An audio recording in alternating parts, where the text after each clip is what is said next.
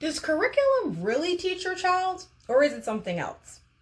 So, oftentimes, especially being in the homeschool community now, I've noticed that literally every video I've come across to kind of get inspiration or to see how, things function in other homeschool atmospheres, I noticed that literally every single video I watch has been about curriculum. This curriculum work, this curriculum work. I went through these curriculum, it's all over the place. But little do I see anyone kind of break down what exactly they're doing with these curriculums, right? So I'm actually creating this video to kind of show you that the curriculum, number one, curriculum does not equal successful teaching. That's number one. Number two, we need to use curriculum in an effective way to make sure that our kids are going somewhere, they're growing, and they're being successful in whatever we're teaching them. So today we're going to go over 7 tips to help bring your curriculum to life, no matter what curriculum you decide to choose, and also to know if it's working or if some things need to be maybe tweaked within the curriculum. All right. Hi, my name is Asia Davis, and welcome to Miss Asia Educates. I am a 10-year licensed teacher, and I'm also a second-generation homeschool mom who has a passion for helping parents and students thrive in the home education space. So let's go ahead and get on into it. So number one, I've noticed that when it comes to curriculum, there's a common misconception that, okay, if I get this curriculum, everybody's been ripping and raving about it, my kid's got to be successful, right? I mean, it's the best of the best, right? Or it's the most popular. It's been around the longest. But those things aren't exactly what makes a curriculum successful for your child at home. Okay? So today we're going to go ahead and get into that. So number one thing that will help them be more successful are 7 principles. And here are just kind of like an overview of some of them. Okay? So number 1 is your teaching method. How are you going to teach the curriculum to them? Planning, engagement. How are you going to assess if the curriculum is working or what needs to be taught in a way so that your child understands it? And then also that curriculum, when you're going through a curriculum, it's more than just filling out pages in a workbook. Real active learning happens through experiences, through engagement, through conversation, right? So we need to make sure that when we are teaching these curriculums to our children, that they're just not just filling out a page and saying, oh, you learned something today because you fill out this page. That's not teaching. Now that can show what your child may be learning or understanding, but that does not necessarily mean that it's going to be successful or that your child gets it, right? And you'll know, usually by the time they finish that page, you'll look at it, you'll grade it, and you're like, hey, there's 12 questions here. You only got 9 right, okay? And honestly, if that's happening, that's more the fault of the teacher themselves, us, the parents, right? 9 out of 12 means not necessarily that your kid doesn't get it, but maybe we haven't taught it in a way that has clicked enough for the kid. And honestly, curriculums, it's like a one-page fits all. So sometimes what's up there may not really be engaging your children and may not really be teaching them in the right manner. So that's why it's your job to do that. Okay? So let's go over these 7 tips that's going to up your curriculum game. And no matter what type of curriculum you have, you'll be able to know if it's working for your family, it's helping your child grow and understand the different processes of learning, and it's going to definitely help you be less stressed when it comes to curriculum. So let's go ahead and get going on into it. So number 1, tip 1, I've kind of said this in so many videos. You're going to establish goals, okay? Before you even touch a curriculum, you should understand, hey, what do I want my child to learn this year, right? So some of this thought processes, even depending on when you start your homeschool, that should be kind of what you are thinking about weekly, monthly, before you even start teaching is, what are my child's goals, okay? So again, for our homeschool, we kind of have a mixture of 2 things. We have academic goals, we have personal goals, and then we have spiritual goals, okay? So for my children, because they're they're in pre-K, preschool, my main thing is that, I'm teaching them we'll start with spiritual. So I'm teaching them how to pray. I'm teaching them, reading them different Bible stories, right? That's at their level.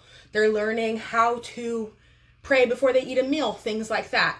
Personal goals, which is very important, especially in pre-K. Homeschool for me looks like, guess what? The first thing that they do when they're starting our homeschool day is they're learning how to put on their socks. They're learning how to put on their shoes, right? They're learning how to put their stuff away neatly, right? They are learning manners, how to say please, thank you, how to conversate with their peers and adults in order to have good conversation. All those things are their personal goals. So I literally listed them all out, starting with their spiritual, their personal, and then their academic goals. So these are the things that, okay, in a typical preschool classroom, what are children expected to learn? And I literally just go by, honestly, my state standards. I go off of the highest ranked schools in the United States. And I also go off of our own states. I'm in North Carolina, so I'm going off of our own states standards as well, do a mixture, and then kind of have my own goals. Okay, so some of those goals for our academic year is number 1, can they count to 100? Can they subitize? Subitize meaning can they identify numbers and dots without counting them, right? So it's like repetition. Are they able to write their name? Can they write their first name and their last name? Can they identify letter sounds? Can they sound out CVC words, consonant, vowel, consonant words? Do they know 2 to 4 decodable sight words? Those type of things. So I kind of write them down. I actually do. It's really simple. If you guys would like to see it, just let me know in the comments. But I have a simple Google Doc of everything that is split into little sections about what I want my son to know, what I want my daughter to know according to their age and their expectation. Go ahead and I literally just wrote all those goals down. And then guess what, guys? Then based on those goals, I looked for the curriculum that will help me get to those goals, right? So that's number 1. What are your child's academic goals? What are your child's personal goals, spiritual goals? We're homeschooled, so obviously we're not just stopping at academics, but that should be what your curriculum or whatever you're teaching your child, your whatever curriculum you're picking, they should align with those goals. If they don't, you got to get rid of it. All right. So tip 2 is choose the curriculum that fits the goal. Okay. Tip number 2 is choose the curriculum that fits the goal. So I think I said that like 4 times, right? So for me, you might have to do some studying. Honestly, you might have to do some reading. Look at the different types, kind of look at that first page. Most curriculums, they kind of do give you a good picture about what they go over. So it's always good to look at the table of contents, look at the people who created the curriculum, what they believe, whatever, and then figure out, okay, what matches what I'm trying to have my children teach. So I know my main goal for my kids academically is reading, writing, arithmetic. That's it. So I chose 3 curriculums that would help me get to those goals after researching. One of them was called Heckerty. I'll go ahead and go over a curriculum thing, but it was Heckerty, and it really focused on oral phonics, right? Listening to syllable words, decoding words before they even really see them. And that helped me be able to that helped me to be able to bridge their learning to actually seeing the letters and being able to sound them out and to decode. Okay, so just picking the curriculum and kind of aligning them with the goals is important. Not only that, what's your budget? All right, I'm a budgetista. I always love to save some money. So my goal this year was about $300, $350, right? This is my first year. But honestly, each year when I was in the school system, it was honestly a little bit more than that. But each year, everybody has their own budget. Make sure you stick with your budget, okay? You don't want to go over. You want to still, your homeschool is a privilege. I know how the finances go. So make sure that the curriculum that you're buying is on budget. And not only that, but it's a quality curriculum. Okay, how rigorous is it? Is it just one where it's too easy for your kid and you notice your kid's just getting done with things pretty fast, right? Is it student-led? Is it mainly student-led? Do you not really get the opportunity to teach your child what's in that curriculum? All these things, you need to make sure that you are answering these questions so that you know, okay, yes, this is definitely the curriculum for me based on my goals because of X, Y, Z, right? For me, for the teaching style that I have for my children, we do the I do, you do, we do. Very simple, right? So the first part, I teach you how to do it. We go over the page together. I teach you how to decode, or I teach you how to count, or whatever the case may be. Then we do it together as many times as you need to. If that's 2 times, 3 times, 4 times, whatever. Then finally, just to see if you've learned it, you can then be able to do it on your own. Does that all happen in one day? Sometimes. Does it happen in several days? Sometimes. Just depends on what the concept is. Okay? So make sure that you're really thinking about that as that when you're thinking about your curriculum, you're thinking, is this matching my goals? Is this what I want my child to learn? I'm trying to have my child read. I'm trying to have my child write. Is this helping them get to that goal? And if the answer is yes, based on the data, based on the table of contents, based on the researchers and all the other experts that put the curriculum together, then hey, that's a winner. All right, so tip number 3 is plan for implementation. This is so important, okay? Planning is very important. So planning could be a month of planning if you're into that. That's not me. It could be a bi-weekly thing. No, it's kind of me. And then it's a weekly thing. I'm more of a weekly gal, okay? I love planning weekly because honestly, you just don't know how your child is going to react to whatever you're teaching them. So one week it might be, hey, we get through everything, cool, we can go on to the next week. I can teach something new. But what if you're teaching something new and your child's still not getting it, or you're finding there's some trouble and some hiccups in the way you're teaching it, right? Then it's okay to be like, hey, let's go ahead and try that activity again, or let's go ahead and put in a little bit more activities to kind of really focus in on this particular learning concept, okay? For example, if your child is struggling with reading comprehension, you're just teaching them how to answer questions by reading a text, right? The first week, you do that, you show them how to read through a text, then you guys read through it together. But then you notice when your child does it independently, they're getting 4 out of 5 wrong, or they're not using the strategy that maybe you taught them, or whatever the case may be. Then maybe that means, hey, we probably need to work on reading comprehension a little bit longer, right? So let's go ahead and put in a couple more pages so that you understand this skill. All right. And for personally, I'm always in the homeschool, while I'm homeschooling my kids, I'm trying to teach them to mastery. So if I have to go over something 10, 20 times in this span of 4 weeks, I will do that. Okay. So it's all about what you prefer, but make sure that you are planning all that out. All right. Planning what are you, okay, sorry. If you are bi-weekly, so number 1, when you're planning, I'm also going to get into more depth about that, but, and what planning looks like, but not just writing something down and be like, okay, we're going to do page 5 today. We're going to do page 10. She's going to do page 12. That's not planning. Planning is, okay, for example, okay, it's Tuesday, or whatever the case may be. You are going to put down, our learning goal today is to be able to sound out, I'm just going to use my example for my kids, is 2 syllable sight words that start with the letter I, right? And how we decode those. So I'll be like, okay, so for that, I'm going to go ahead and put down my words. My words might be is, it, if, right? And I'm like, okay, so how am I going to do that? Oh, maybe I can do a little song. Is, right? And then however you're going to present that information to them, make sure your child does the same thing. And you're just jotting down what you're going to do with that. And then afterwards, you're like, hey, maybe I might do a little activity with is, if, and it, right? And then kind of write it down from there. So it's like you're kind of showing for each day what that day is going to look like per subject, right? I know with multiple kids, it can be a little daunting. So I'll kind of have another video about how to differentiate and how to, if you have, kids of different age groups, how to basically create a learning environment where you still hit everybody. Because my kids are so small, everything we do is really with me. It's really I and we all the time, right? But once they get a little older, and I know once they understand the concept a little better, then they're able to do more independent work. So now, for example, my kids were counting. We were working on counting objects from 1 to 5, right? So at first we had to count them together, and I had to show them how to count. Like, hey, you have to pick up an object, put it in a little box, and we're going to count these little leaves or feathers or whatever. Now I can put a bunch of different objects in front of them, and they'll go ahead. I'll be like, okay, give me 7 objects, and they'll pick out 7 objects and count them 1, 2, 3, 4, 5, 6, 7. So it just depends, right, on how you do it and how you want to present it.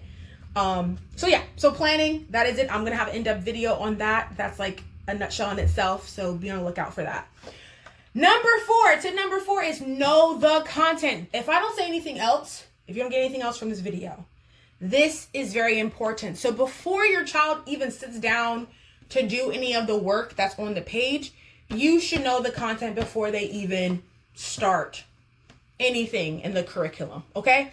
So that means that for all of us that do the curriculum, whatever curriculum you pick, all those pages that tell you how to teach it and stuff, yes, you're gonna have to sit there, read through it, understand the method, understand the strategies, then let your child start, or show them how you want them to engage with the material, engage with the learning concepts.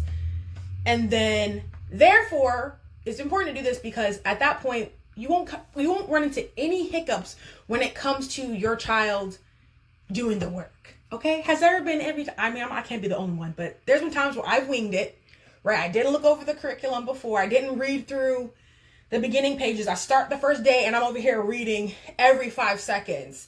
And it really, number one, it kind of cuts down on engagement. So your child's like, okay, like my mom's reading this book. I'm trying to learn here. And you're basically kind of learning while your child is learning, which is, it could definitely make things a little daunting, very daunting, actually. It confuses your child.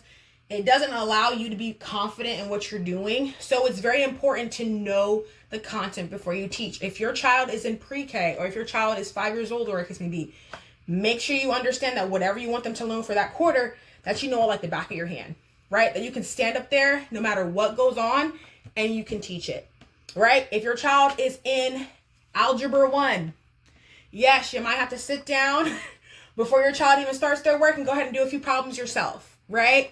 You might have to read through, if your child is doing a reading study on literature and they're doing they're trying to answer questions, or they have to create a paper, guess what? You're going to have to know how to do that too. Okay? So make sure you know the content. And this is just what helps good this is kind of what separates good teachers from great teachers, okay? Can you imagine if you ever did go to school or being homeschooled, if someone just sat there like, whoever, let's say, for example, you're trying to learn how to, I don't know, we're on YouTube, we're trying to learn how to sew, right? And the person who's teaching you how to sew is over here reading their book like, okay, so we have to do this now, and, and they're kind of, you're going to click off very quickly, okay? Your attention span's not going to be there. So it is very important for you to know the content. Read the teacher manuals, read the resources. If the manual is kind of vague, that's when you might have to say, hey, I'm going to have to supplement because this stuff is still very confusing to me.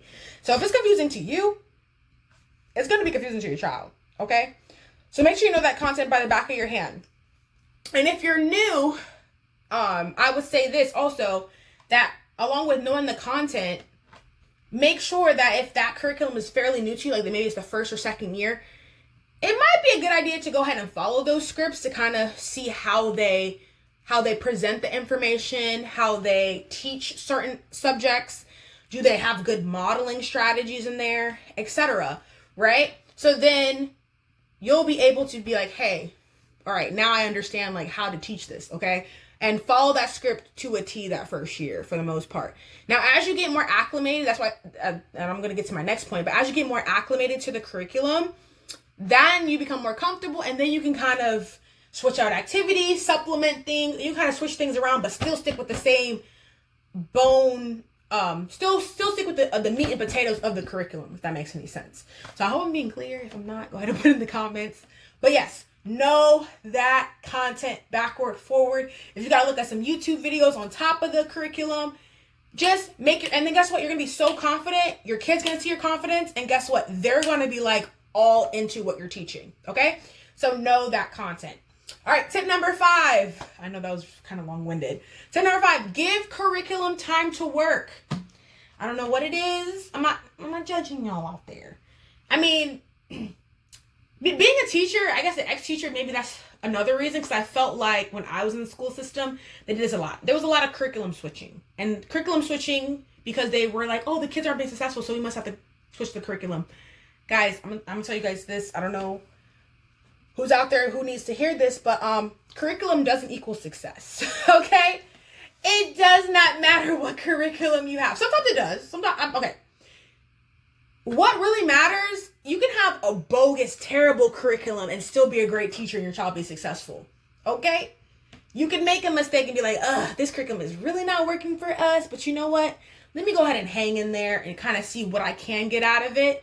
And then anything that is kind of not aligning with my child's goals for whatever reason, we're going to supplement that. We're going to go ahead and get some worksheets or maybe do an out school class or something to kind of fill in those gaps.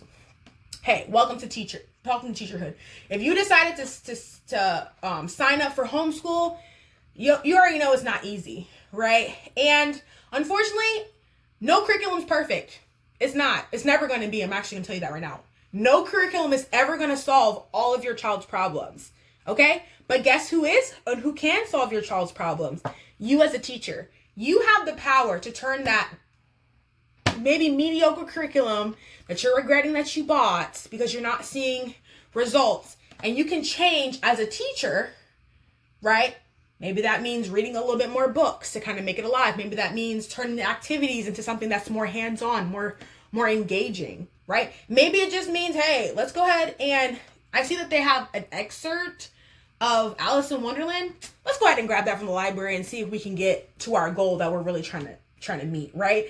So you're using the curriculum, you're using it till it runs thin, and then once you've had some skin in the game for about, I would say 3 years, honestly. That's how you really know if a curriculum's working. And if your child is growing and excelling, and they're learning the concepts, they're accomplishing the goals you set for them, they are just blossoming.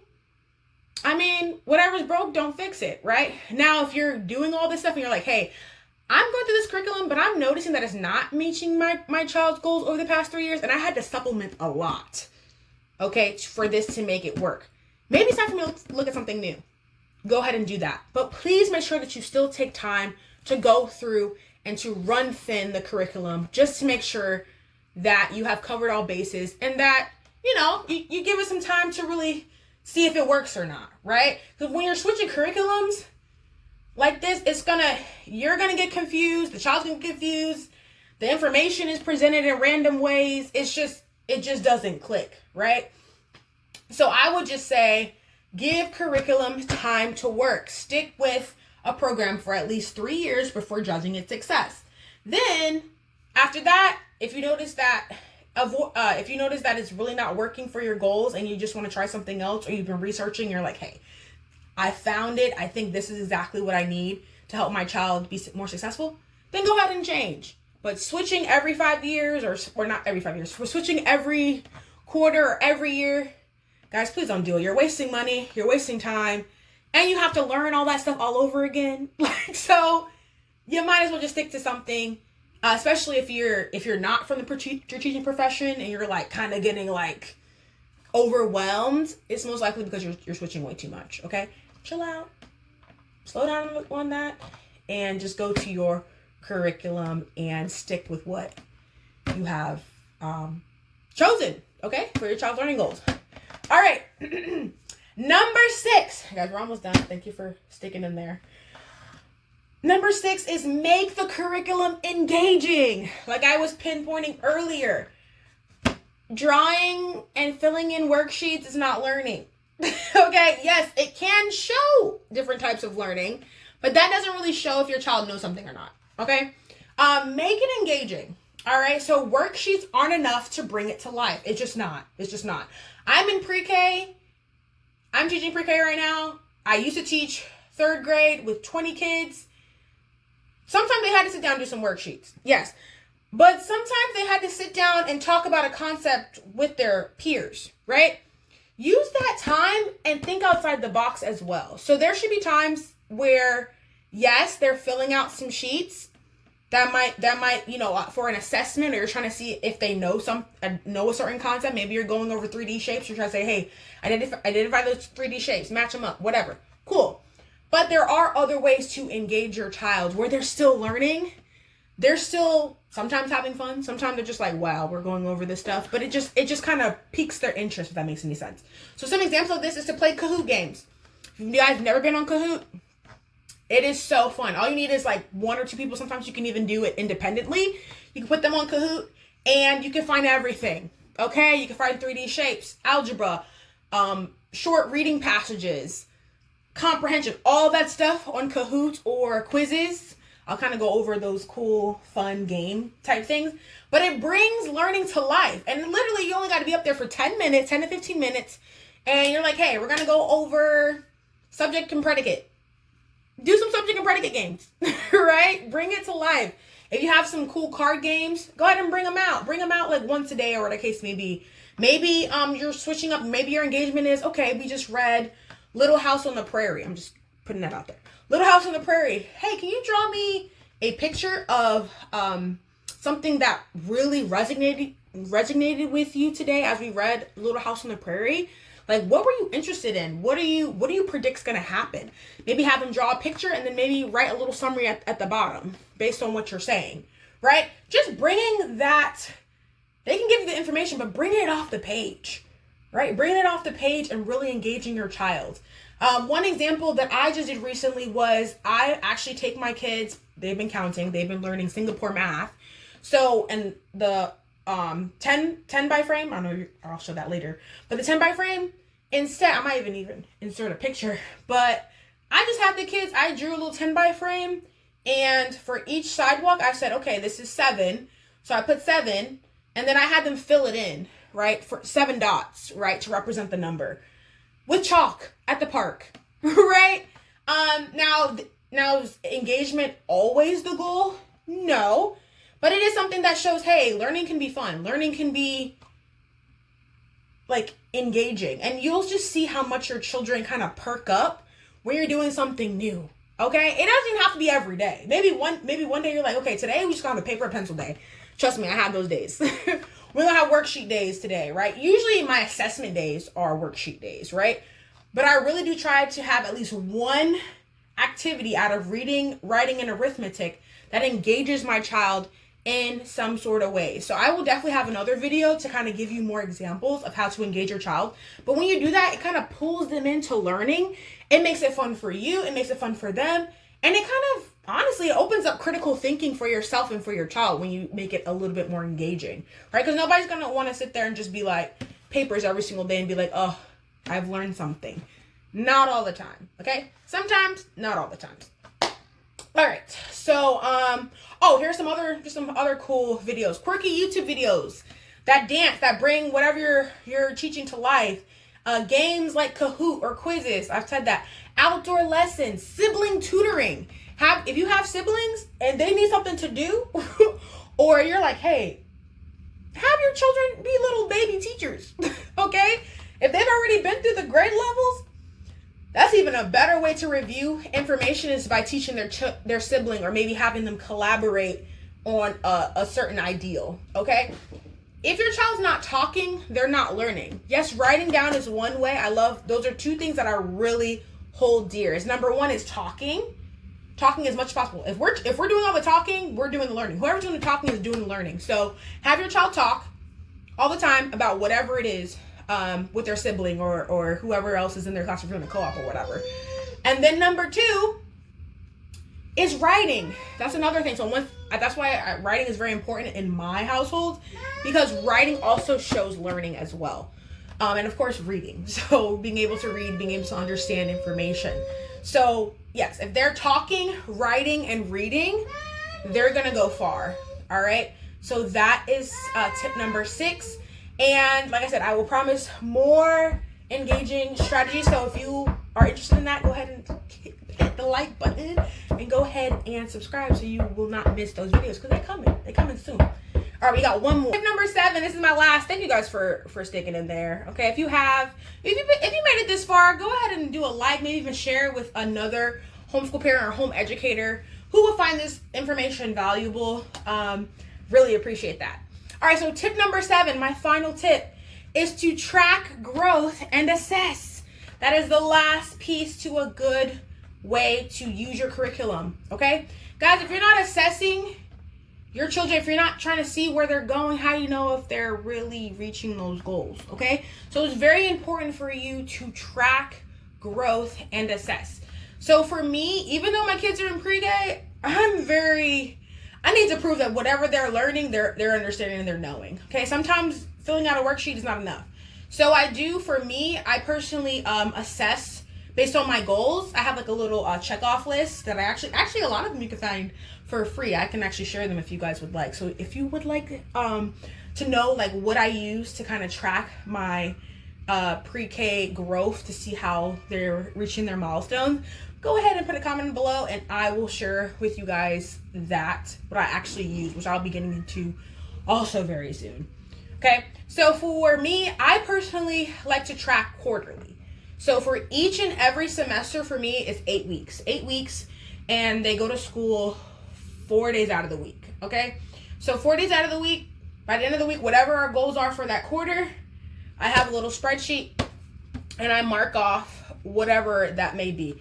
Counting 1 to 100, putting on their clothes. I literally have like a whole spreadsheet, checklist, how to speak to others, being able to answer questions, etc. All the little check off lists, and then I'm able to see, okay, what I was able to accomplish in that quarter and what I need to make sure that I prioritize the next quarter. Maybe because they didn't reach it or whatever case may be. I'm not rushing them. It just lets me know what to teach next, okay? So if you guys, that's what's very important as well. Whatever curriculum you teach, please make sure they have assessments in there.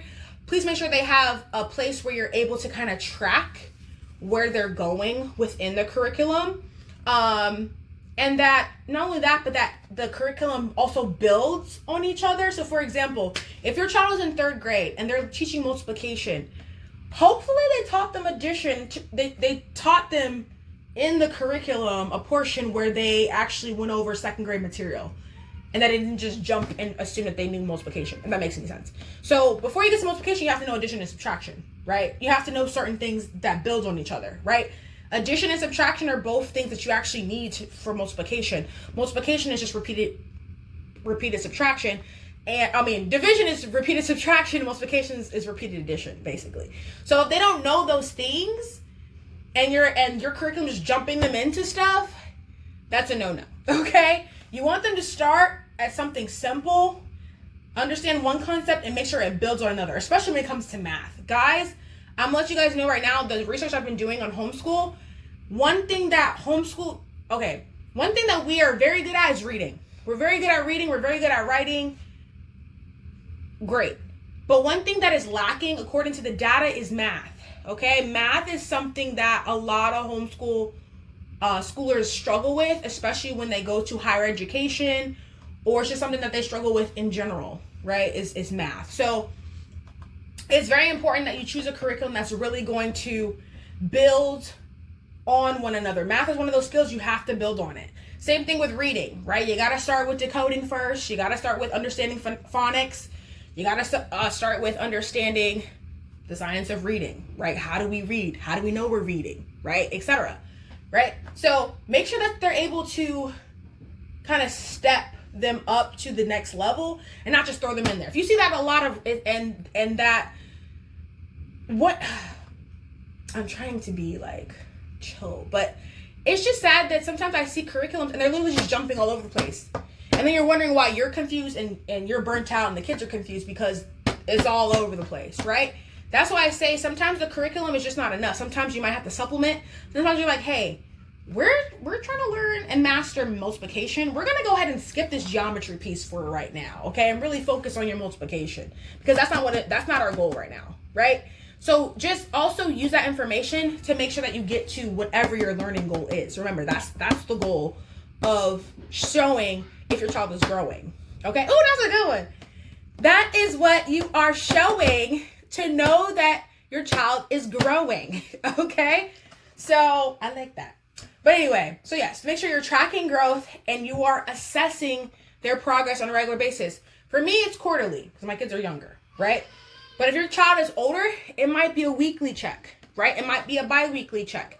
You do what's best for your household, but just make sure that you have something that you're following and something that says, hey, we might need a little bit more practice on this certain concept. Or, yeah, we need a little bit more time. Like for me, on my checklist, I have my kid needs to learn how to put on his socks. Yes, it's a personal, no, it's not academic, but it's a personal thing. But I'm like, okay, yeah, we're going to have to go ahead and work on the motor skills a little bit more so he knows how to put on his stocks more effectively, because we haven't done that yet. So there's different goals that you want them to reach, and making sure that you track those goals is very important. How I do it, like I said, I do quarterly. I do like a checkoff list right now with my pre-K, and I kind of just go over the different goals that I have.